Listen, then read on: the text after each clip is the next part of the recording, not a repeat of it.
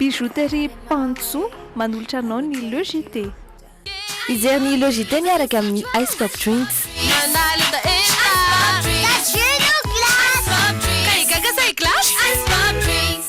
Anti-tache tsara be no ampiasaiko, manazava ny endriko sady manala tasy. Tsara be manolotra ho anao. Tendance Meuble, la qualité à petit prix, vous propose des meubles sur commande. Tendance Meuble, la qualité à petit prix, Valérie Wambandi, Villa Prado Antanmen. Sardine Annie, tsara tsiro, mora ampiasaina ary mora vidy. Ankafiziny sardine Annie, miaraka amin'ny logité. Tena manadio be mihitsy. Manarany logité miaraka amin'ny extra propre. Tompiny fahadiovagna. Pour tous vos projets de construction ou de rénovation, Soka Vitre, fabricant, poseur et spécialiste de pliage de tôle et bien d'autres. Tiara, ny tsirony voankazo manolotra anao ny logité.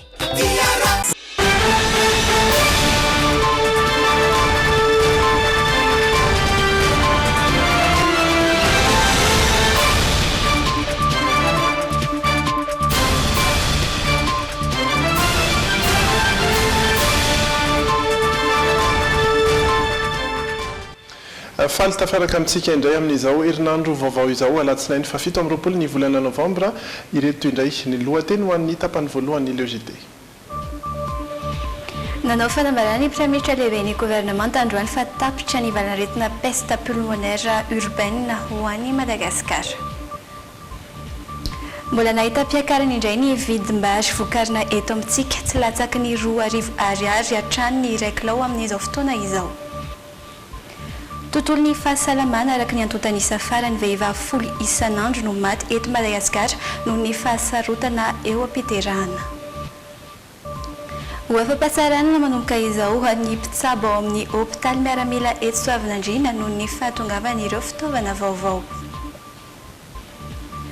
Manomboka amin'ny alatsinainy fa 1 ny volana desambra izao ny fanadinana 3 volana voalohany ho an'ny ankabeazan'ny sekoly. Any ivelany miisa 2 ny olona maty, 10 mahery naratra vokatry ny fipoahana mahery vaika tany amin'ny tanàna iray ao atsimon'ny Chine.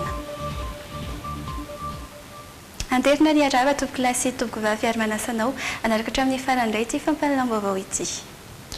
Ao anatin'ny tapany faharoa an'ity androany ity dia resaka ny fanatanjahanteny sika misy ihany koa ny vaovao hafakely ary Francis Turbo no iresadresaka araka amintsika eto. Tapany voalohany kosa iarahanay sy miora miarinjatovo fanolotra amintsika ny vaovao.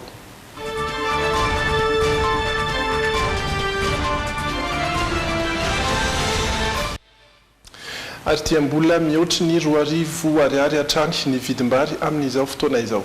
Tombontsoan'olombitsy ny fitazomana ny vidim-bary ho avo dia ho avo hoy ny fikambanana miaro ny zonimpanjifa fizompam tsy misy fiatraikany amin'ny fiakaran'ny vidin-tsolika na koa ny fiainan-danjan'ny sandam-bola ihany koa izany hoy hatrany izy ireo afaka midina hatrany amin'ny 900 ariary ny kilaon'ny vary raha ny fanadihadiana nataonyity fiarahamonim-pirenena ity eo amin'ny tatitry Idrery Edouard sy Adolphe Rakotomalala.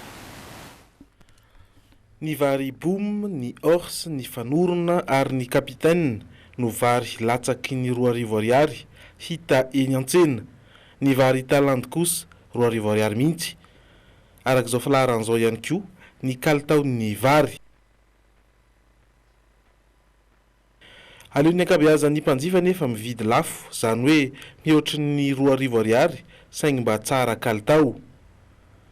Fiakaran'ny vidin-tsoliky fiainan-danjan'ny sandam-bola ariary manoloana ny euro sy ny dolara haintany no ambara fa antony izany fiakaran'ny vidim-bary zany.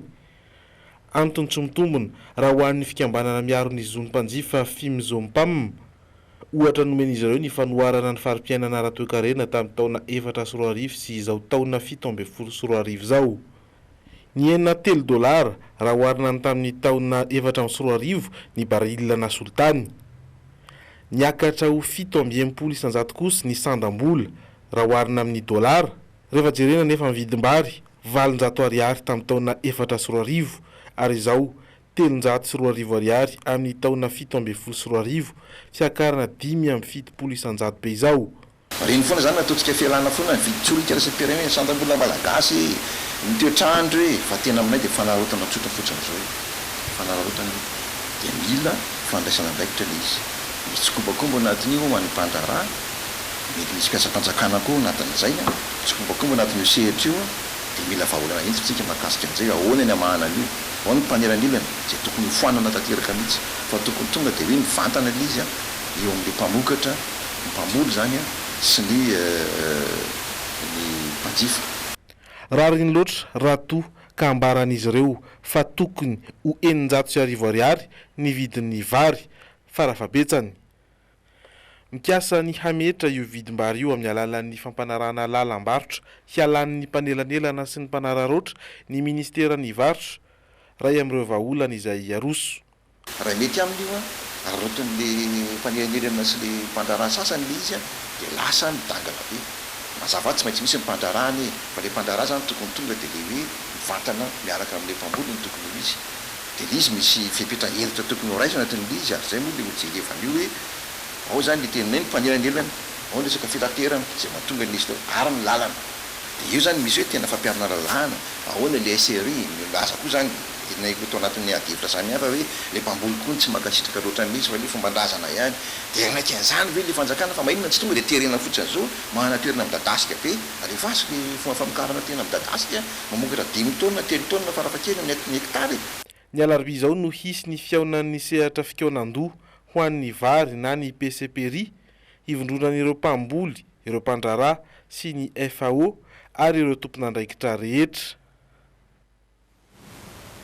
fa ao anatin'izany kosa dia misy fitaovana iray entina mampitombo ny vokabary mila anatanteraka fomba fanekatsa vary amin'ny fampiasana ny ketsabatatany no aseho ireo mpamokatra tao Anjozoro be isy ny fanifanina ireo tantsaha amin'izany teknika vaovao izany treretoary sy daholo fiarakotsiny anatrany teknika vaovao mora atao no sady tsy mandany fotoana ho an'ny tantsaha kanefa azona vokatra tsara eo amin'ny 5 taonina isaky ny hektara ny fampiasana ity fanetsana amin'ny milina ity ketsabatatany no atao teknika fampiasa any Azia ity no hatsaraina hifanaraka amin'ny zava-misy eto Madagasikara ity ny mampiavaka ny teknika io zany amin'le hoe dapoga na teknika hafa fampiasan'ny zareo aziatika amin'le machine dia ahafahantsika manetsa zanabary tanora io machine io mba ahafahan'le machine tsinona mandray an'le zanabary dia mila tany miaraka aminy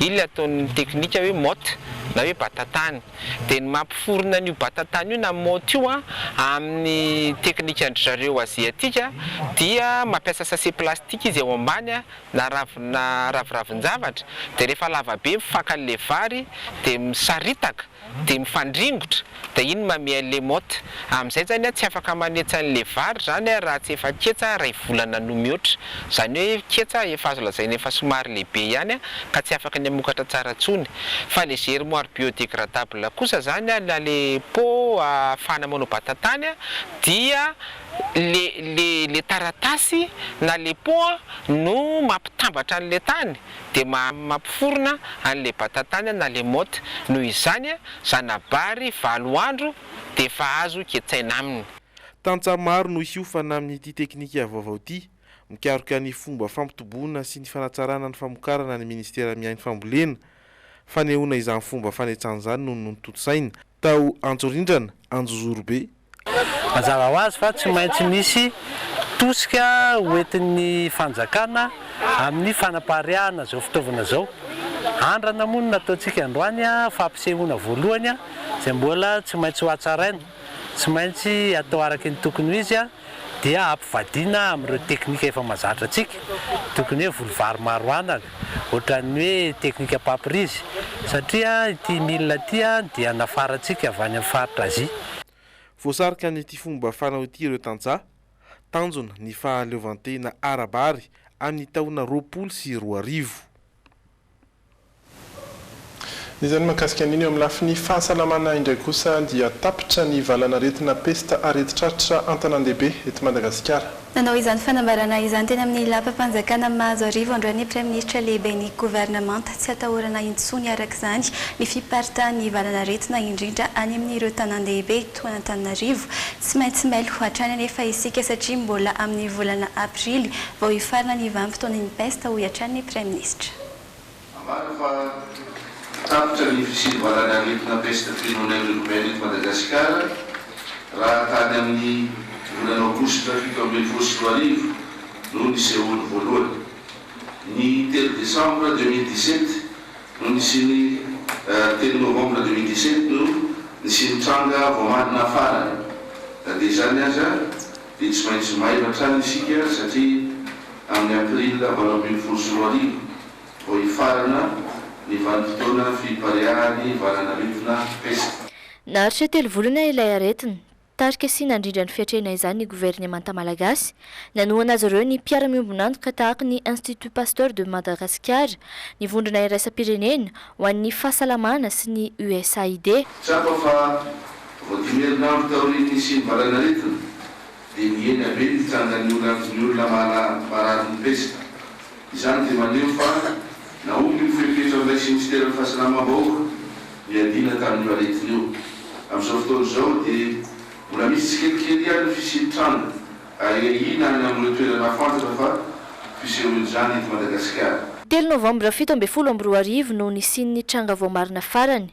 Mbola misy tsikelikely aminy amin'izao fotoana izao ny tranga ina any amin'ireo toerana fantatra fa fisehoany izany eto Madagasikara. Mitohy araka izany ny fanaraha-maso sy fitsaboana ireo marary ahina ho voan'ny peste. Amin'izao fotoana izao, miara-miasa sy mamolavola paikady maharitra ny gouvernemanta sy ireo mpiara-miombonantoka ho fisorohana sy fiarovana ny peste eto Madagasikara. Marina fa tsy nahitana tranga mifandray amin'ny peste amin'izao ivelan'i Madagasikara, vokatry ny ezaka nataon'ny gouvernemanta sy ny ministera. Mbola misy ihany koa ny vaovao hafa mahakasika ny fahasalamana, misy ny vaovao hafa sosialy ary ny vaovao hafa ara-politika ho miandrantsika ao aorian'ny dokam-barotra.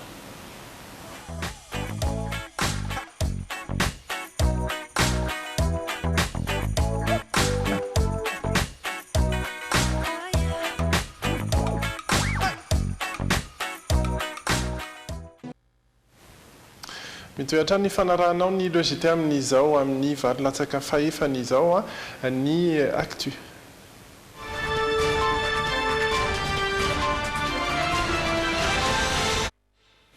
Ny resaka ny fahasalamana isika teo ary dia tohizantsika eo amin'izay sehatra ny fahasalamana izay hatrany mahakasika ny fotodrafitrasa. Ho afa-pahasahiranana manomboka izao ireo mpitsabo ao amin'ny hôpitaly miaramila eto Soavinandriana ho nambaran'ny ministra ny fiarovam-pirenena androany nahazo fitaovana maro enti-manatanteraka ny asany mantsy izy ireo, fitaovana izay avy amin'ny fanjakana Amerikanina. Ity hôpitaly ny Soavinandriana ity izay mandray marary anarivo ny isam-bolana. Piardina Razafindramana Doda Rajarinjato. Tsy voatery ireo miaramila maratra avy namitahiraka ihany no raisiny hôpitaly miaramila Antanana fa ireo olom-pirenena marary tonga eto ihany koa. Maimaimpoana ny fitsaboana saingy ny fitaovana enti-mitsabo no efa tsy ampintsony raha ny nambaran'ny ministra ny fiarovam-pirenena. Ataoko hoe ny fanavaozana ny fitaovana satria iarahantsika mahafantatra fa mihazakazaka ny teknôlôjia amin'izao fotoana izao ka izay tsy maintsy isiany ny fiaraha-miasa amin'ireo firenena namana mba tsy hafahantsika zany manana fitaovana manaraka ny teknôlôjia vaovao mba hoentina miatrika an'ireo aretina izay miovaova ihany koa. Nahazo fitaovana enti-mitsabo avy amin'ny gouvernemanta amerikana ity hôpitaly miaramila eto Soavinandriana ity androany. Everina anampy ireo mpitsabo amin'ny fanatanterana ny asan'izany raha ny fanazavana trany. This is a very, very positive step. Ny fitondrana amerikana ny afaka namerina ty fiaraha-miasa anatin'ny le programme antsoina hoe DHPT izay efa somary tsy maintsy najanona kely tarina taona 2023 fa lina satria tetikasa izay ahafahana mikarakara ny fahasalamana tsy ho an'ny tafika ihany na dia ataon'ny hôpitaly miaramila ary no nanorana azy fa ho an'ny mponina amin'ny ankapobeny satria afaka ampiasain'ny mponina rehetra izy io. Of Madagascar and the Ministry of Defense. Notanterana androany fifanaovan-tsony mpiara-miasa eo amin'ny gouvernemanta amerikana sy ny ministera ny fiarovam-pirenena. Mbola ito ny fiara-miasa eo amin'ny rontonta amin'ny sehatra hafa ho iatran'izy ireo. Fa anisan'ny olana lehibe eo amin'izay sehatra ny fahasalamana izay ny fahasalaman'ny reny sy ny zaza raha ny antontanisa farany vehivavy 10 isan'andro no maty eto amintsika noho ny fahasarotana ara-piterahana.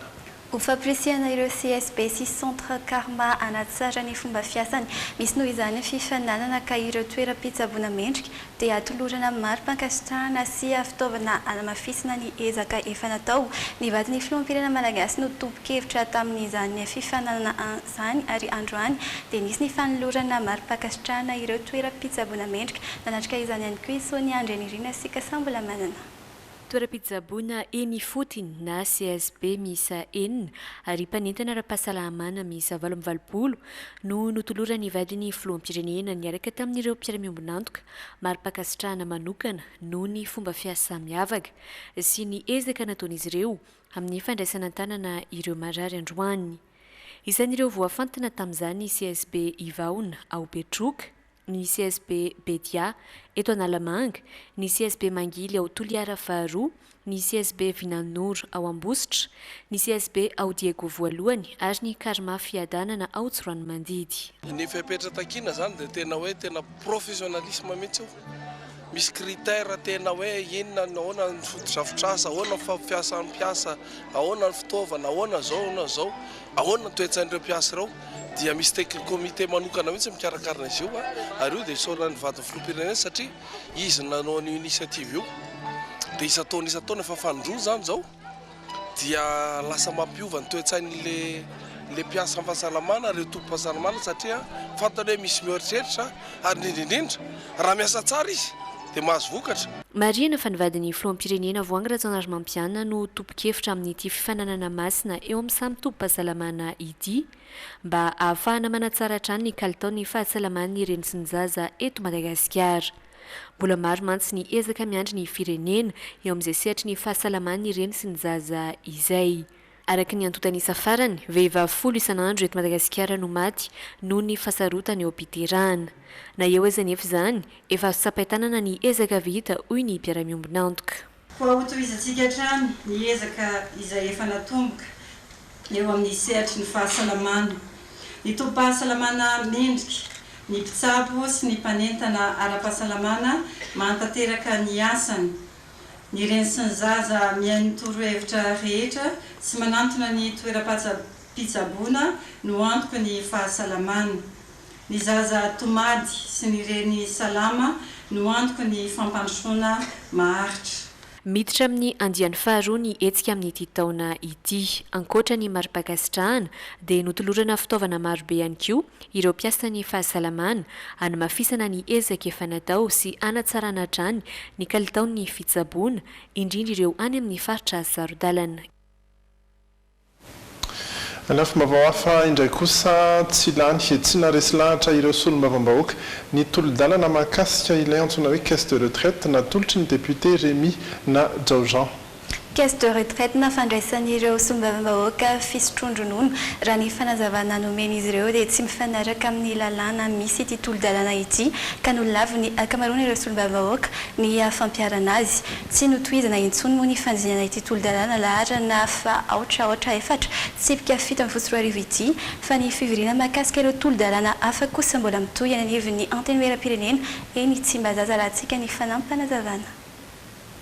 Le izy moa zany hoe pratika ny nahitany anazy hoe pratika ny ivelany ihany hoe ny député dia manana caisse de retraite zany noho ny antony maro kanefa moa nalefa teto amin'ny Assemblée nationale le izy dia tsy nijerena kory tsy nijerena satria amin'ny lalàna zany araka ny fiheveran'ny exécutif anazy dia tsy domaine de la loi fa domaine ny réglementaire mikasika an'izany dia tsy nijerena kory tsy natao tao amin'ny travaux de commission ary tsy nandalo tao amin'ny Assemblée nationale zany hoe tsy misy zany le lalàna Izany mahakasika an'iny fa fifandraisan'ny Madagasikara amin'ny anivelany indray kosa ny Paris. Ny farana omaly fitantanany Madagasikara ny fivoriam-ben'ny ministry ny francophonie natao tany Paris nandritra ny 2 andro. Efa orotaona isika izao no filohan'ity rafitry ny OIF ity havita omaly araka izany ny famindrapa-efana teo amin'ny ministry ny raharaham-bahiny malagasy sy ny ministry ny raharaham-bahiny Arménie izay ampiatrano ny fionana tampony vondrony tany miteny apana na manontolo ny teny frantsay amin'ny taona 2024 nanao jery-todika ny zava-bita ny francophonie hatramin'ny taon-dasa ny ministra raharaham-bahiny eto amintsika Rira Barinjaka. fiarabana tsy misy farany miaro fankasitrana Madagasikara no nomen'ireo mpandray anjara tamin'ny fivorian'ny ministra ny francophonie tamin'ny alalan'ny ministra ny raham-bahiny malagasy Henri Rabarinjaka. Nizotra tsy nisy tomika tao anatin'ny firalaina tanteraka ny fitantanan'ny fivoriana teto Paris nandritra ny 2 andro. Tao anaty fitsikina no namaranany azy sy namindran'ny fahefana tamin'ny Armanie izay solotoerana azy afa-po amin'ny asa vita à Madagascar raha nambarany. Panetrete na sentiment du devoir accompli. Taditsika tsara fa iny fiona-tany Antananarivo iny zay mitsangana ny Madagasikara tamin'ny toerana avo tavaverina teo amin'ny lay atao hoe fionambe ny fianakaviambe iraisam-pirenena nandray fianakaviambe amin'ny organisation faharoa lehibe indrindra après les Nations Unies. Maro ny loha hevitra nodiniana teto isany nampiasa saina ireo mpivory ny lafin'ny finaminana sy fandriam-pahalemana eto ambonin'ny tany indrindra manoloana ireo herisetra asa fampiororana tany Egypte sy tany Mali ny asa fanandevozana sy varotr'olona mitranga any Libye tato anatin'ny volana maro izay. Mila fandraisana andraikitra izany zavatra mitranga izany hoy ny sosokevitra ministra ny raham-bahiny malagasy hatrany. Fanamelohan'ny francophonie izay nanaovany fanambarana moa zany androany fiantsona ny izao tontolo izao amin'ny fandraisana andraikitra ny fampirosiana ny itadiavana ny marina tamin'ny zavatra nitranga tany Libye. Tsy maintsy manameloka izany itsika ary tsy maintsy mitsangana amin'izany. Na dia efa tsy filohan'ny fivoriam-be ministra ny francophonie intsony aza ny ministra raham-bahiny malagasy dia tsy maintsy iantsoroka anohana ny filoham-pirenena izay mbola filohan'ny fionana ny tampony ny tenany. Raha ny fantatra mandrapatonga ny taona 2024 izany izay andraisan'ny Armanie ity andraikitra ity indray. Eo amin'ny sehatry ny fampianarana manomboka amin'ny alatsinainy 1 Desambra ho avy izao kosa ny fanadinana 3 volana voalohany ho an'ny ankabeazan'ny sekoly. Amin'ny ankapobeny tsy misy ny olana amin'ny fanatanterahana ny fanadinana mpianarana hoy ireo talentsekoly teny amin'ny EPP sy CEG izay tafaresaka tamin'ny Sonia Andrenirina tsika samy mbola manana androany misy amin'ireo sekoly tsy miankina kosa no nanapa-kevitra ny anatanteraka ny fanadinana amin'ny volana janoary mihitsy noho ny antony samihafa ny andindiny izay vaovao izay aminatin'ity fanadihadiana ity. Herinandro mialoha ny fanadinana 3 volana voalohany mbola ao anatin'ny fanenjehana tanteraka ny fandaharam-pianarana treto ny ankabeazan'ny sekoly toy ny eto amin'ny EPP Antambarina Andrina.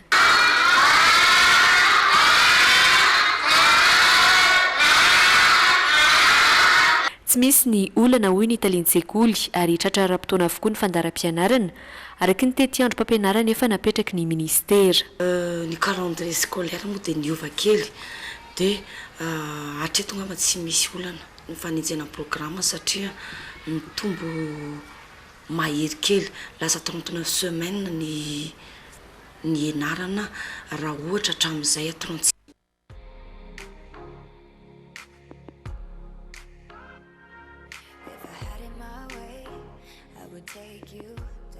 Bijouterie Pantsoa mividy volamena, mivarotra sy manamboatra firavaka volafotsy sy volamena, sahaza ho andrehetra. Manatona ao amin'ny Galerie 9 Tsaralalana, box 8 na building complexe Ampiflou.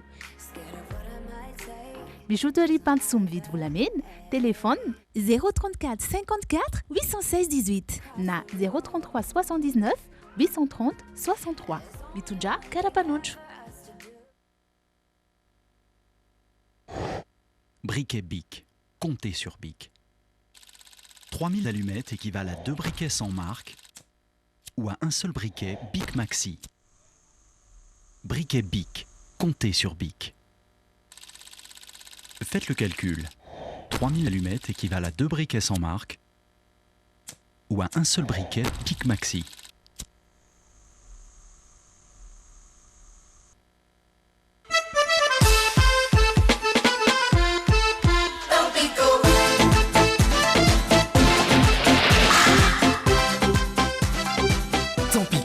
Lay tsiro tsy manantsahala.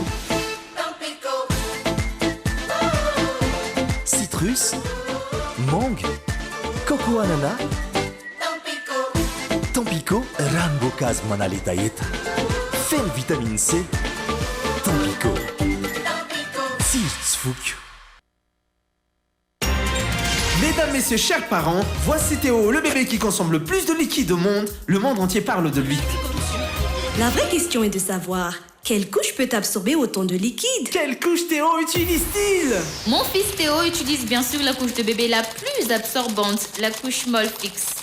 La couche Molfix est beaucoup plus absorbante que les autres couches connues. Les bébés sont sous protection de jour comme de nuit, chaque jour de la semaine. Molfix. Finaritra ery mahita ny zanako mavitrika ery. Mila otrikaina azy vitamine ny ankizy isan'andro mba hiatrehany tontolo androny. Anisan'izany ny fer izay mampitombo ny ankizy, ny calcium manamafy ny taolana sy ny nify, ny vitamine A dia tsara ho an'ny maso, ny vitamine B1 sy B3 izay manampy amin'ny fitadidiana ary ny vitamine B2 dia manampy amin'ny hatsaran'ny hoditra. Izay no mahatonga ihanome ny biscuit Nutrivite. Ataony ankizy goûter biscuit Nutrivite, tsara tsiro, be otrikaina. En Méditerranée, pour nourrir les cheveux desséchés sans les alourdir, il existe une recette légendaire à l'huile d'olive. Garnier réinvente la nutrition légère avec Ultra Doux Olive Mythique à l'huile d'olive vierge. Sa formule naturellement riche a le pouvoir de nourrir intensément les cheveux et de les restaurer jusqu'aux pointes sans jamais les alourdir. Ils reprennent vie. Nouveau Ultra Doux Olive Mythique. Garnier. Bouquet final de la célébration de son 10e anniversaire. Sous le haut patronage de Madame Toutra Malala Marie-Lydia, ministre de l'Emploi, de l'Enseignement technique et de la formation professionnelle, Charmel Beauté, Label Pictures et Lucky Events vous présentent Soirée Princesse 4, le samedi 16 décembre 2017 à l'hôtel ANC Palace Iva. Finale concours Miss Princesse, finale concours talent de mode, remise des diplômes et remise des prix, dîner dansant. Partenaire officiel, Brazilian Secrets Hair et Hair Tux, Inouk. Partenaire média, Dreamin, Dreamon.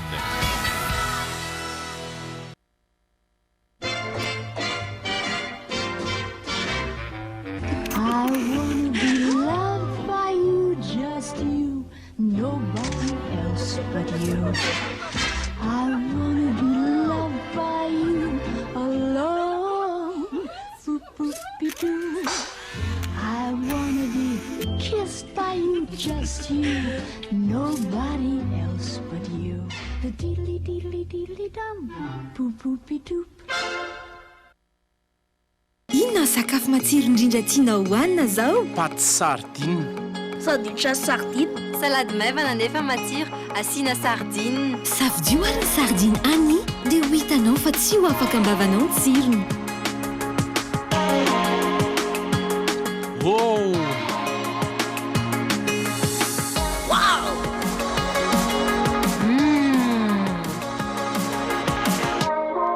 Sardine Annie, tsara tsiro, mora ampiasaina ary mora vidy.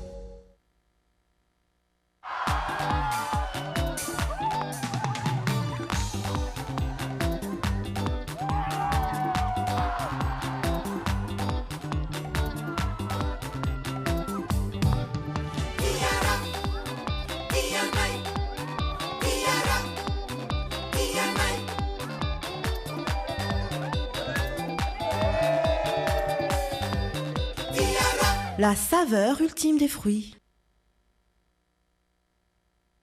Miova extra propre ary tanterao ny nofinao. Lalao extra propre, loka voalohany, ensemble électroménager mitentina 10 tapitrisa. Loka faharoa, scooter. Loka fahatelo, salon sy ireo maro hafa. 30 be izao ny loka hozarainy. Manangona ary filoasana extra propre 30 grama anankitelo. Ampiarao amin'ny taratasy fotsy misy anarana, adresy, larana karapanondry sy finday. Atovy anaty valopy fotsy ary atao eny amin'ny vata natokana ho an'izany. Na alefa en boîte postale 51 44 et codis Tsarlalan, Lalao extra propre. Tendance Meuble, la qualité à petit prix vous propose des meubles sur commande, sur mesure, éponge forte, housse déhoussable, facilité de paiement. Tendance Meuble, la qualité à petit prix, Valérie Wambandi, Villa Prado Antanmen, 033 23 361 76 034 36 729 92.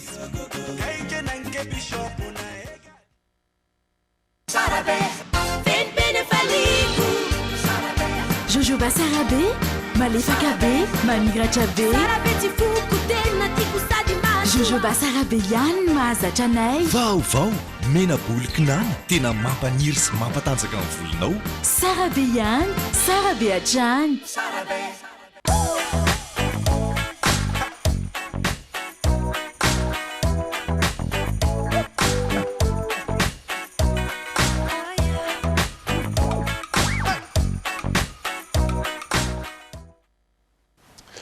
tapany faharoa ny logité indray ary manomboka eto amin'ny saotratsika rehetra mbola miaraka aminay ary dia Francis Turbo no iresadresaka amintsika manao ny ianao hatramin'izao dia salama tsara fa misaotra miarahaba ny rija tahina ary miarahaba antsika rehetra namana mpiara-miasa ato ary dia miarahaba anareo mpijery ihany koa salama aby toko iresaka ny fanatanjahanteny sika rehefa avy eo fa zaho aloha miteny telefona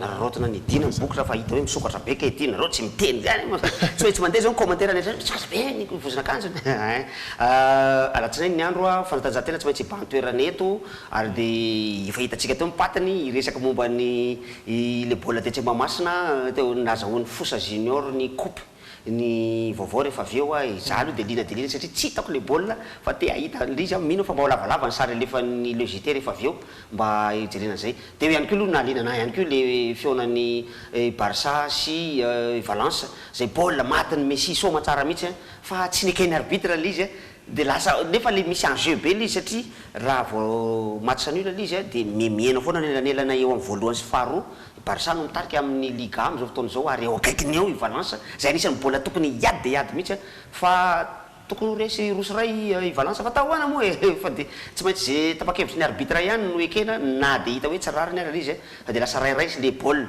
ny ankoatran'izany nisy vaovao maromaro teo nahaliana fa tena nahaliana anahako dia momba an'ilay machine fanetsana ketsa machine no niantsona azy teo iny zavatra iny mantsy dia fantatro hatrany amboalohany ny tantara ny ngara Harinaivo Juslin tamin'ny fotoanandro isika mbola tary amin'le télé anankiray iny dia efa nanao fandaran-tany taona maraina tamin'izany fotoana izany ny germoire bio ho any zay mahatadidy an'izay resaka zay ny germoire bio dia taratasy ny tambatambatra tamin'ny lakôly atao amin'ny tana voarainy tananoatra zao izy rehetrarehetra efa misy tany zezika dia ao anatin'ny germoire tanana anankiray mahazaka pona zanakazo valo araka le formule efa nanamboarany azy dia hazo io zany le ambolena fa tsy na io hazo na ninona zanaka zavamaniry zany na zanaka anana na zanaka vary na zanaka artemisia no ny atombohan'izy io tompoko artemisia zay anamboarana ny artemisine fanafody-tazo zay fatatsika tsara mihitsy fa efa tsy kininina intsony fotsiny amin'izao fotoana zao ny tsabona-tazo efa misy artemisine koa ao anatiny eo ny artemisia zay miparitaka be tao anatin'ny 10 taona dia no io resaka io zao izy zao mitatra hatrany amin'ny vary any lava be ny fanazavana an'le izy raha ny tantara le izy satria fantako soma tsara mihitsy ingara Harinaivo Juslin ho matsitsika teo teo iny dia nanomboka tamin'izay le izy ary dia niainga tamin'izay taratasy mitambatambatra zay le izy efa misy zezika ao anatiny eo mandeha tsirairay amin'izay le zanaka artemisia taty afara lasa ny zanaka vary le izy ka ny vary anankiray ny zanabary iray dia mitondra eo amin'ny valo na folo miteraka valo na folo eo raha amin'ny ketsa tamin'ny fomba taloha fa amin'ity fomba ity tafakatra hatrany amin'ny 20 eny 30 mihitsy azy ndraindray aza hony mahatratra 40 ny zanaka ty zanabary ray ty miteraka hatrany amin'ny 30 na 40 any zany hoe azontsika tsaina za avy firy eny vokatra ary amin'izao fotoana zay tsy mandany masom-bolo firy loatra koa satria raha tokony hanao fafikatrany ianao any tsy fantatro firy nisany mamparitaka ny anaty tanyketsany tonga dia eo amin'ilay tanimboly io kely io fotsiny no misy an'ilay atsatoka tsirairay ny zanabary zay asa be tsy ho vitany tantsaha atsatoka tsirairay isaky ary dia raisina iny po anankiray atsatoka rehefa manetsa raisina iny tonga dia fantatrao zany hoe firy ny isan'ny janabary natao teto amin'ity tanimbary anankiray ty iny zao izy navita ketsa machine iny mbola zavatra hafa ndray koa fanatsarana zany teknika rehetrarehetra zany iny po ao anatin'ny germoire bio iny ndray zany ndray bataille natao ao anatin'le machine dia tonga dia manetsa fotsiny le machine tonga dia mandatsaka an'le izy amin'ny tanimbary ny tena tsara amin'le izy zany raha ohatra ka lina dia lina amin'iny zavatra iny ianareo dia afaka miantso aninga raha Harinaivo Juslin na miantso ny teknisianna ny avy eo anivon'ny ministère ny famboleny mba hanapariany satria ny foto-tsakafontsika malagasy vary ny toe-karetsika malagasy miodikodina amin'io vary vao miakatra vidim-bary aleon'ny olona hoe miakatra ny vidina essence sy ny gasoil toy zay ny vidin'ny vary miakatra fa mampikaikaiky ny olona rehetrarehetra ny vary tompoko ary de mifandray ndraiky am'izay famokaran'izay ihany na de apahany kely aza minitra vitsy no iresahako ny any Masindray any ambanivohitry Soavinandriana Itasy mamboly zareo any raha vao miresaka hoe Itasy moa zany de tany volcanika no fantatsika am'izany tany mamokatra de mamokatra ampahany kely ihany mba resaka fambolena resahako ao anatiny ity fa de tany zay tamin'ny tapabolana lasa herinandro mahery teo eo ohatr'izao mba sary voasaringotra tany commune ambanivohitra iray antsoina hoe Masindray any ambanivohitry Soavinandriana Itasy any indray no andehanantsika io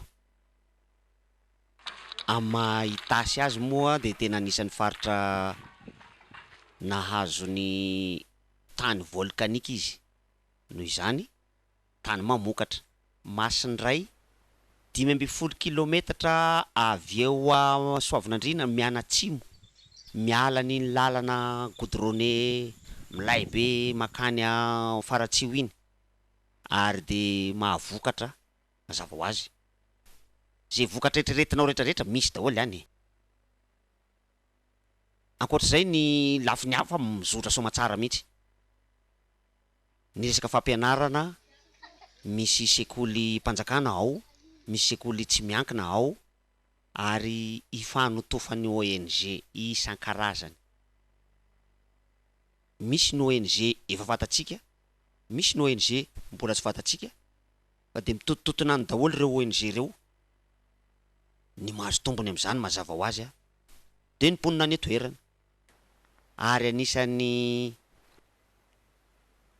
manaitra rehefa tena tonga ao anatin'ny ty tanànany Masindray ty ny fisian'ny borne fontaine misy numéro K1 K2 kiosque io ny dikan'ireny K reny misy 12 nisan'izy ireo natao ny fikambanana tsy miankina manara-penitra tena manara-penitra le borne fontaine zay le fiaraha-miasa amina sampandraraha zay na ny fanjakana na tsy ny fanjakana zay ihany koa no nahafahan'ny fikambanana tantsaha ny vondrony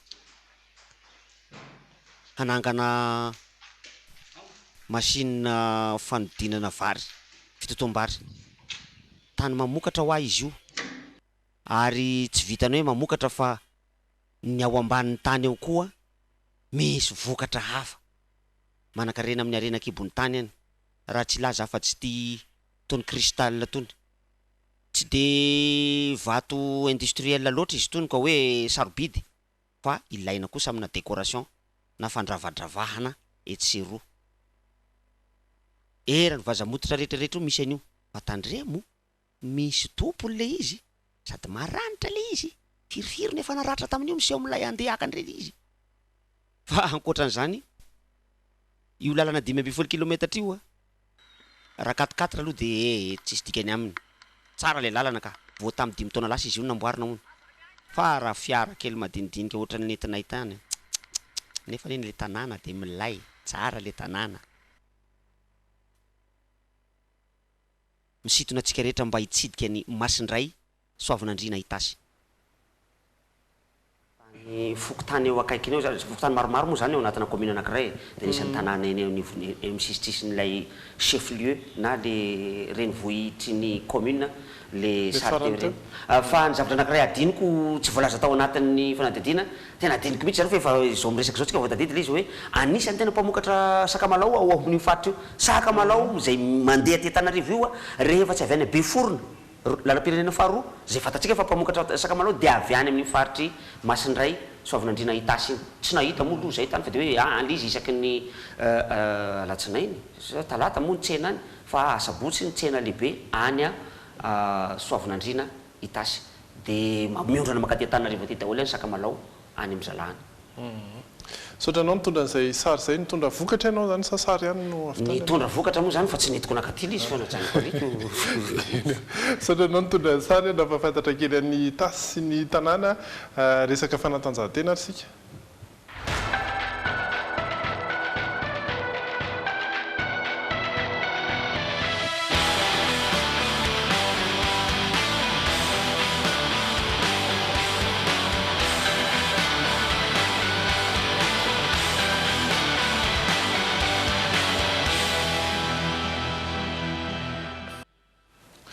mazava ho azy efa voaresaka teo ihany tao anatin'ny lohateny efa andresan'ny Francis teo ihany koa ny vaovao mahakasika ny fibatan'ny fosa junior avy any Boeny ny amboarany Madagasikara eo amin'ny baolina kitra fa misy ihany koa ny vaovao hafa eo amin'ny taranja rugby ohatra mahakasika ny rugby Tsinjakabe izay hitondrany taranja rugby afatra ihany koa ny tontolo ny rugby Andry Laliandriamasy sy Stéphane Rakotomalala no nanomana sy hanolotra antsika ny idesport ho an'ny androany.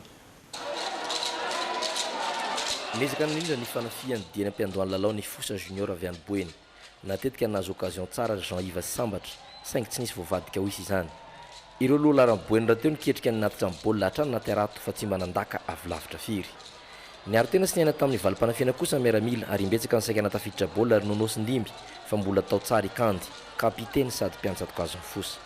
Ndesika moa Kosfa tsy io sama ndesika nirezetra moa zany ny Kosfa moa zany normal zavatra ovoagna eo lafin'ny baolina zay nga mahitako hoe ndesika Kosfa teo finition tsampy. Miaramila ihany nefa no nahita fombiazana voalohany tamin'ity corner izay ny Dakany Ravelino ity no tsy anay nonao tamin'ny lohany saingy voadona ny vodilaran'ny fosa ary niditra mora foana ny baolina. Namony teto i Théodin vodilara ny fosa ray no ohatra.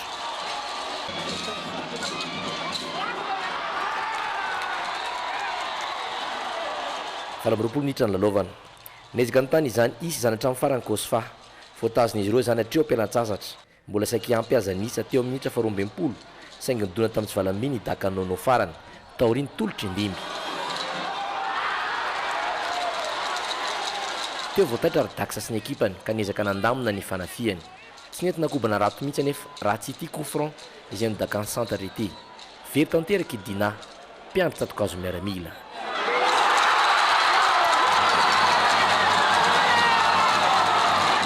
Ny koropaka avy teo ny miaramila ary nanatoafy ny fanafiany. Lasa ambony loatra hatramin'ny roa vodilarana azy. Tonga tapoka ny valim-panafiana izay nentiny Jean-Yves nofitany hatramin'ny Dina ary nasosa mora foana ao anaty rato miaramila ny baolina.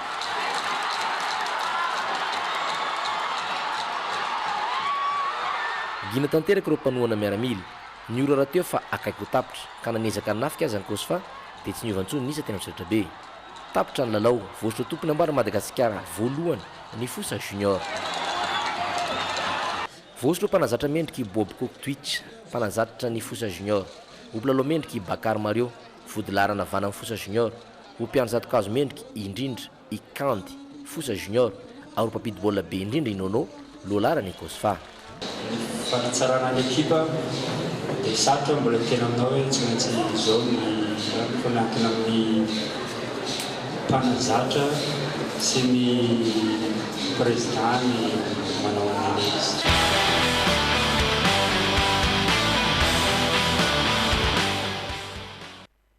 Efa fantatra avokoa zany zao ireo ekipa roa isolo-tenantsika ny fananana afrikana amin'ity taona ity taranja baolina kitra dia ny Knapsa Sportitas tompon-daka Madagasikara no isolo-tenantsika any amin'ny fiadinana izay tompon-daka ny Afrika isan-tarika ary ny fosa junior Boeny no hiaro ny voninahitry Madagasikara ny fiadinana amboarany Afrika. Melo izany nefa dia tsy maintsy hiady ny Supercoupe ireo ekipa roa tonta ireo. Io vendrika raha teo ny Supercoupe anomboka amin'ity taom-pilalaovana ity. Ohatra fosa junior zany zao efa zavely izy efa mazanga no ataony ny lalaoany dikan'izany any ny lalao mandroso amin'ny folo desambra. Amin'izany fotoana izany izy afaka mampiasa ny joueur rehetra izay alainy alefany ilalao any amin'ny match interclub.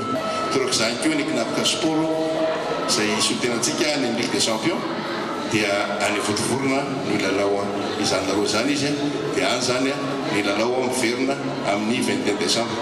Lalao mandroso zany 21 janvier.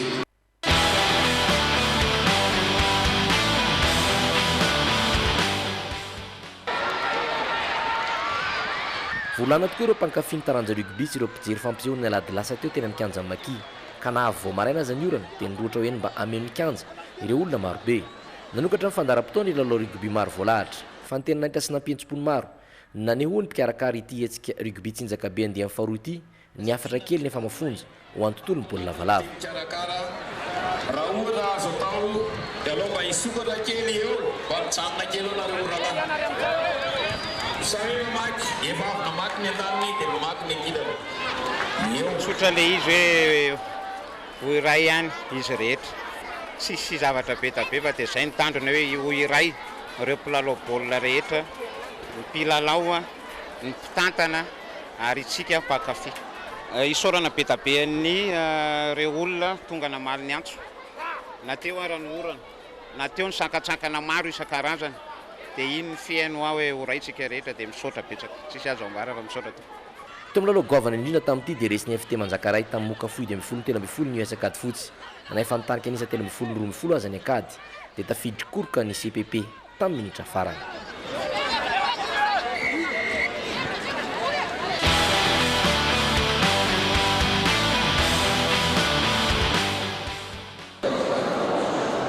melohany anomboana lalao miveno amin'ny fiadina izay tompondaka Madagasikara taranja basketball SCADS NA Lasvavy dia niroso tamin'ny fampizarana ireo fanitsina ny lalana amin'ny fian-taranja basket maneran-tany ny teo nivon'ny ligy Nalamanga sy ny komety mpitsara eto Nalamanga filohana kloba mpanazatra mpilalao mpitsara ary mpiambany komety mpitantana ligy Nalamanga no niatrika ity fifanina kely ity eo ny fiovan'ny marché ny faute miova be mihitsy ilay izy dia samy vao miofa ny etotsika mety ho sarotra ve le fiovana raha fahitanao tsy dia hoe ho sarotra fa mety akarary maso raha zatra loatra n'le règlement taloha isika fa raha zao zany dia efa orientena tsy kelikely ny maso sy ny maso moa zany indrindrandrindra ahita n'le règlement vaovao hoe marché zany na tsy marché zany ho ampiarina avy hatrany amin'ny fanana nasionaly ny roa ka hatramin'ny 10 Desambra ho avy izao eny amin'ny lapan'ny fandanjantena Mahamasina ireo fivana eo amin'ny lalàna ifezany taranja basketball ireo tena soa ihany fa nisy fanazavana iny fa kay zany zany ke mahatonga ny zako oatra afafa mijery le basket américaine le NBA sy namany reny fa tena marché daholo izy rehetrarehetra ay zany zao am'izao taloha mantsy misy hoe marché avant dribble zany hoe alohan'ny dribble anao baolina anao tsy mahazo metsika mihitsy ny tongotra ny pivot fa raha vao metsika ny pivot anao dia marché anao zao izy ohatrany afafa ohatrany metsika daholo iny kay zany le izy ke fa le teo resaka baolina kitra teo zany tiana marina ihany fa ny fosa junior tompoko dia tena olona efa niomana dia niomana mihitsy ary mendrika azy dia mendrika azy iny fahazahoany ny amboary iny efa elaela talohan'izao andro lahady zao any izy nefa teto Antananarivo efa niomana mihitsy ny lalao baolina amin'io Mahamasina io izy ary efa nitsapatsapa iny imbetsaka mihitsy ny terrain Mahamasina io mba ilazana amintsika zany tsy kisendrasendra ny fahazahoana vokatra amina toe-javatra ohatran'ireny na izany na tsy zany tsy hoe koa tsy mendrika ny Kosfa fa niady dia niady ny baolina hitantsika teo moa fa ny Kosfa zany no nisan'ny parka voalohany teo fa dia arabaina ny Fosa Junior ary ny tena mahampakafy baolina kitra ny tena moa dia manosika hatrany andreo solo tena Madagasikara ireo indrindra fa eo amin'ny sehatra resa-pirenena zany ho avy ny fifananana resa-pirenena ny Afrika any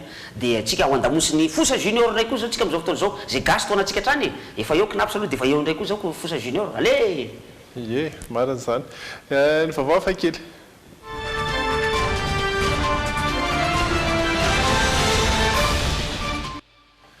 commune ny tanàna anankiray any Suisse no resahantsika Albinène no anaran'ity tanàn'ity somary ambanivohitra izy ity ary ambanivohitra azy tahaka ny tanàna rehetra maneran-tany angamba izy ity dia miala tsikelikely ny mponina ao aminy ary mifindra mankany andrenivohitra amin'izao fotoana izao dia 700 ny mponina ao amin'ity tanàna antsoina hoe Albinène ity ary dia nanapa-kevitra ny tompona andraikitra ao amin'ny tanàna fa mahazo vola ireo olona izay hipetraka ao amin'ity tanàna ity ary vola be ihany satria eo amin'ny 2,000 euro izay no ho azo ny olon-dehibe anankiray 20 000 euro tonga ao amin'ity tanàna ity tanjon'ny commune mazava ho azy ny hoe ampitombo ny isan'ny mponina ao amin'izay tanàna izay fa misy fepetra izy eo nda ho jerentsika zany ny anomasiny ray ihany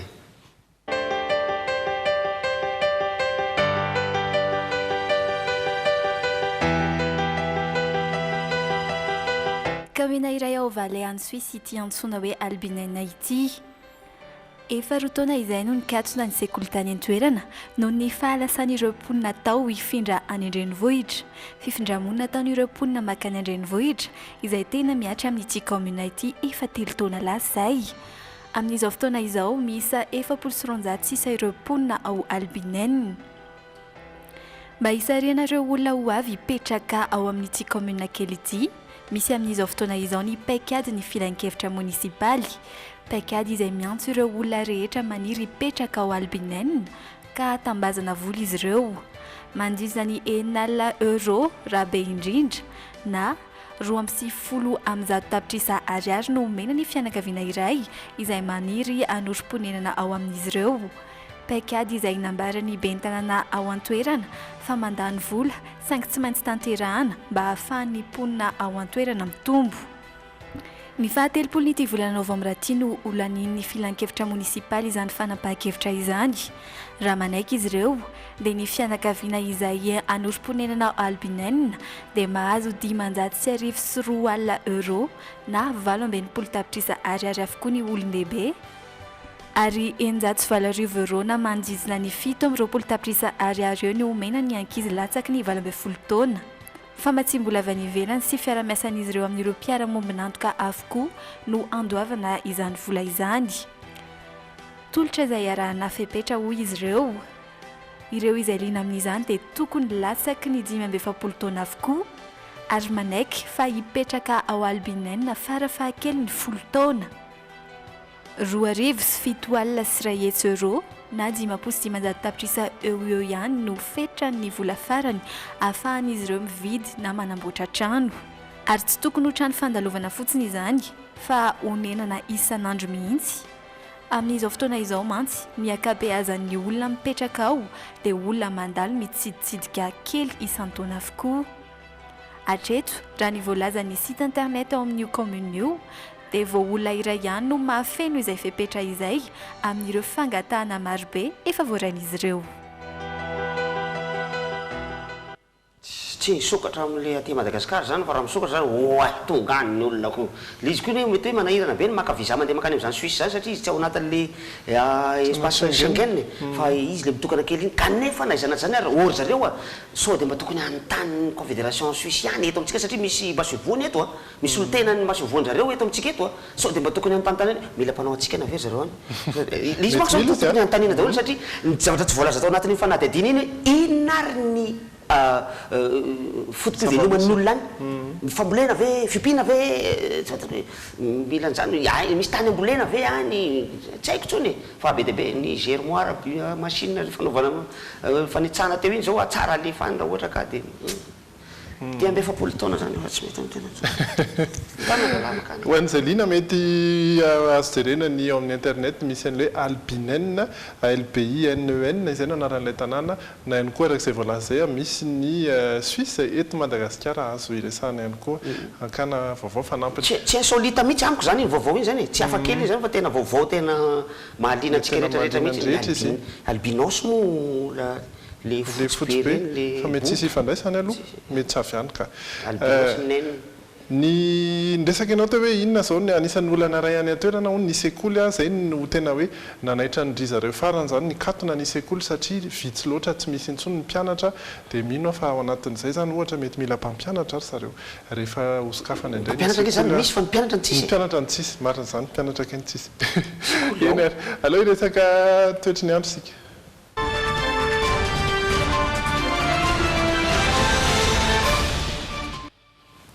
Ny mety ho toetry ny andro an'ny rahampitso ny hafanana aloha dia mbola azo lazaina fa ambony raha ny maripana nanomboka androany niakatra kely izay ho an'ireo faritra mety hoe zatra nangatsiatsika Antananarivo Antsirabe Fianarantsoa niakatra kely ny maripana ny orana kosa dia ny faritra Atsinanana no tena azo an'izay rahampitso ho an'ny Toamasina manomboka ny tapany ariva indrindraindrindra maromaro ihany ny rotsakorana ho anareo any amin'ny faritra Toamasina Antsiranana Antananarivo Antsirabe Fianarantsoa araka hitatsika amin'ny sary somary io sarotsarona ny lanitra isy ihany koa ny kotrobaratra fa tsy tokony isy ny orambe akory amin'ireo faritra ireo ny maripana ambony indrindra mbola toliaratra ny amin'ny atoandro fa mitovy ihany koa amin'ny Mahajanga sy Antsiranana 2 degré Celsius ny mangatsiaka indrindra 9 ny voamaraina ho an'Antsirabe sy Fianarantsoa Antananarivo 20 izay azo lazaina fa efa mafana ihany koa izay maripana izay dia izay no azo ambara amin'ny toetry ny andro izay ihany koa no azo nentina tamintsika tato anatin'ireo JT asa Francis misy anaty marana anazy sika moa zany miresaka météo foana aloha zany fa mifanandraika amin'izany rehetrarehetra zany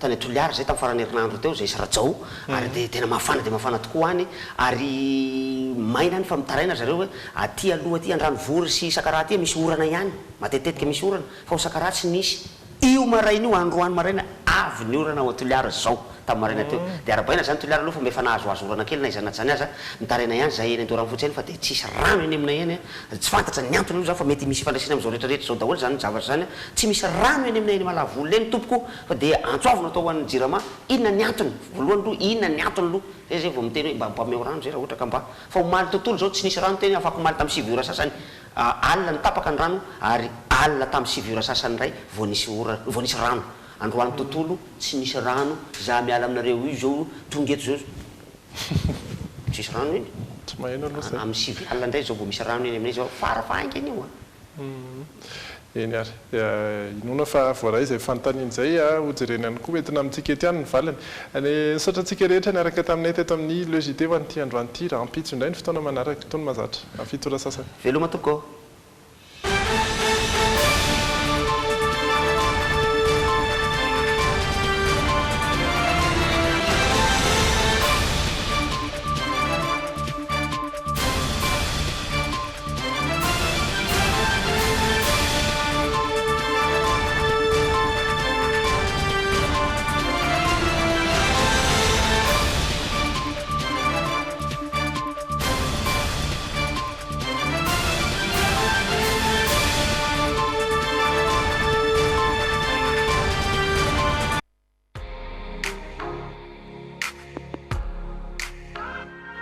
Bijouterie Pantsou, manolotra anao ny Logité. Tendance Meuble, la qualité à petit prix, vous propose des meubles sur commande. Tendance Meuble, la qualité à petit prix, Valérie Vambandi, Villa Prado Antanimena. Anti-tache tsara be no ampiasaiko, manazava ny endriko sady manala tasy. Tsara be nanolotra anao teo. Tiara, ny tsirony voankazo manolotra anao ny Logité. Sardine Annie, tsara tsiro, mora ampiasaina ary mora vidy. Ankafiziny sardine Annie miaraka amin'ny Logité. Tena manadio be mihitsy. Manarany Logité miaraka amin'ny extra propre. Extra propre, tompiny fahadiovana.